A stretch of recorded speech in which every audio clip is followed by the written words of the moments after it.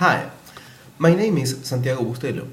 I am the Design and Development Director of Icograma in Buenos Aires, Argentina. This is our proposal for reinventing tabs in the browser.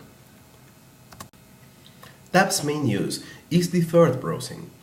When users find something that seems interesting in a web page, but they don't want to jump to it right now, they open it in a new tab. In that scenario, opening a link in the same window means I want to view this right now. Opening a link in the new tab means I want to view this later. One of the problems tabs have is that they don't work very well when deferring lots of pages. Actually, users already have a tool to avoid cluttering a window with dozens or hundreds of tabs. By opening a link in a new window, users could define new browsing contexts. Each context will hold a manageable amount of tabs. Sounds like a neat idea. Why don't users work that way? Users are in the middle of something when deferring a page. Offering more administration tools or more information about the pages being deferred, for instance, thumbnails, will do more harm than help. If users were interested in evaluating a page to manage it, they won't be deferring it in the first place. Managing the browsing experience is not the user's goal. Browsing is. We have 5 objectives in our proposal. Our main goal is to avoid distracting users from content. That means the smallest possible cognitive footprint. Using more screen real estate than tabs do is not relevant if users' cognitive flow is not interrupted. We are keeping View Now and View Later as the only commands needed to operate the interface. Deferred pages should be automatically organized in a meaningful way in order to need little or no management later. The proposed solution should not only play nice with current features, but also make them work together even better. A problem tabs have is that they obscure deferred media content. Users are not only annoyed when music or video starts playing in a new tab, but also when they have to do a lot of work if they actually want video or audio playing while accessing other content. In our proposal, we will use a side list panel instead of a top bar. Placing that panel at the left side of the window will invade the area where established eye tracking research has shown that users are accustomed to scan web content. To avoid invading that space, we are placing the panel at the right side of the window. There are several added benefits from such placement, as we will see later. This window shows a new browsing session. The panel at the right shows the only open page. The Open Link in New Tab option has been replaced by Open Link in Timeline. Current shortcuts for Open Link in New Tabs, as Command-Click, Control-Click, or using the third mouse button, will open the link in the timeline as well.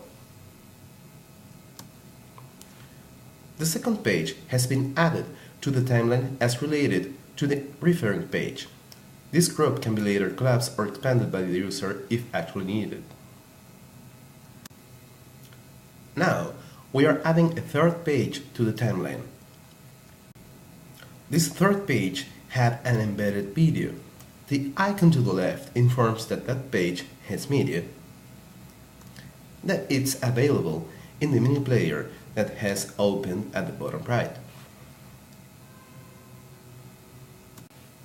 Now, the second page has been activated by clicking on the timeline panel or using the keyboard shortcut. Media from the third page is still accessible in the mini browser. The first page's name is shown in gray as this page has been visited. Now, the third page is activated. The first and second page are shown in gray as visited.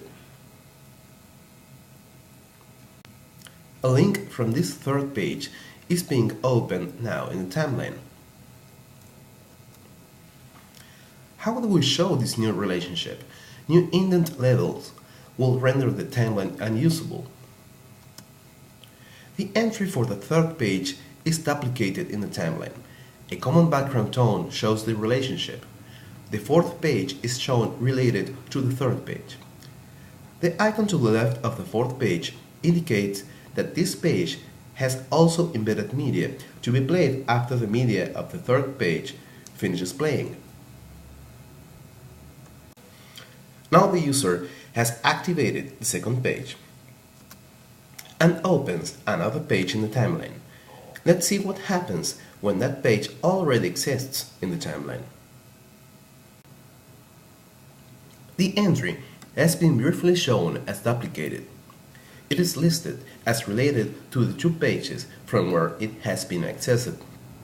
The fourth page has been activated from the timeline. The timeline can show not only the current browsing session, but also the history. History pushes current browsing session to the bottom of the timeline. Also, bookmarks can be shown in the side panel. Typing on the search field starts an incremental search in the timeline and highlights matches in the page as well. The search field now shows buttons for looking for results forward or backward in the page. As the user keeps typing, both the list and the page display the results dynamically.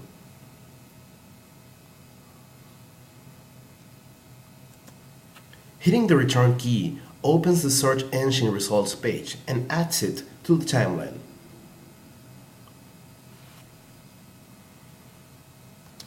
Thus, the proposed solution integrates all browsing management operations today scattered as tabs, windows, bookmarks, history, and search.